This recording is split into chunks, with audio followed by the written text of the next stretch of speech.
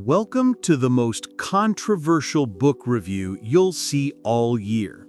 We're diving into Abigail Shrier's Irreversible Damage, the book that made the woke mob so angry, I'm surprised it didn't spontaneously combust in bookstores. Now, before the hate comments flood in, this isn't about hating anyone. This is about saving confused kids from making permanent decisions about temporary feelings. So, grab your popcorn, open your mind, and let's get into it. Chapter 1: The Social Contagion. Chapter 1 hits us with what Shrier calls the contagion. And no, she's not talking about COVID, she's talking about how being trans suddenly became the new cool trend in high schools. Get this, until about 2014, gender dysphoria was rarer than a teenager who actually likes their parents. We're talking a tiny number of cases, mostly in little boys. Then, poof, suddenly every other girl in high school is declaring she's actually a boy. Shrier calls this ROGD, Rapid Onset Gender Dysphoria.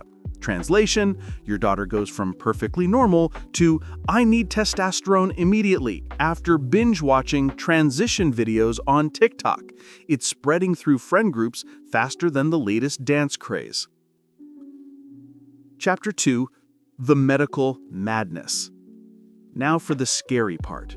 Chapter 2 reveals what Shrier calls the medical experiment. And folks, it's wilder than a Marvel movie. First up, puberty blockers. They're sold as a pause button, but here's the truth. They were originally developed for chemical castration.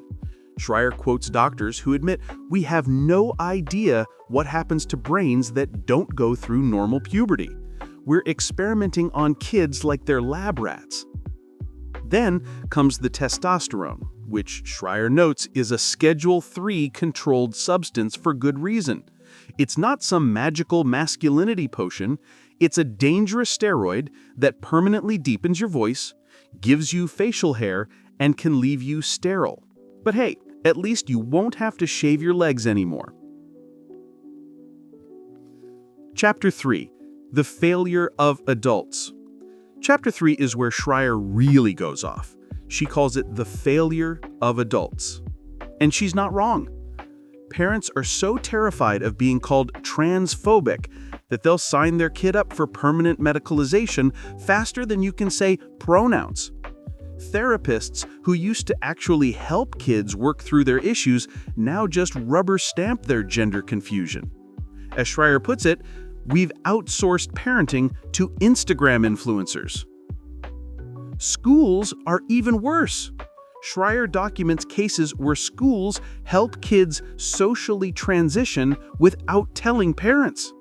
Since when did teachers become medical experts qualified to diagnose gender identity disorders? Detransition story: Chloe's regret. Now, let's get real with the story Shrier shares about Chloe, a detransitioner who learned the hard way. Chloe was 14 when she decided she was trans. Why? Because all her friends were doing it. She got on testosterone, had her breasts removed, and loved the attention until reality hit. Now she's 22, permanently sterile, with a deep voice and facial hair she hates. Her quote in the book says it all. "I was trying to escape being a woman, not become a man. Now I'm stuck somewhere in between, and I'll never have the family I always wanted." The kicker? Chloe says the doctors never once asked about her history of sexual assault or depression. They just handed her testosterone like it was candy. She warns other girls, don't let temporary misery convince you to make permanent changes. Chapter 4: The Solution. So what's the solution? Shrier's final chapter offers some refreshingly common sense advice.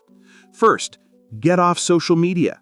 Shrier calls Instagram and TikTok the #1 causes of gender confusion. Stop watching transition videos and go outside. Second, find real community. Join a sports team, try theater, volunteer. Do anything that doesn't involve medicalizing your normal teenage angst. Third, parents, grow a spine. Stop being afraid of your kids. Real love sometimes means saying no to permanent damage. Your body is not the problem. So here's the bottom line, straight from Shrier's research. Your body is not wrong.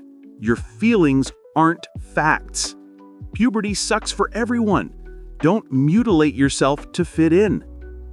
If you're a teen watching this, hear me out. The discomfort you're feeling, it's called growing up. Everyone goes through it. Don't let anyone convince you that the solution to temporary teenage misery is permanent sterilization and surgical mutilation. Your future self will thank you for not making permanent decisions about temporary feelings. Now go live your life without scalpels and hormones.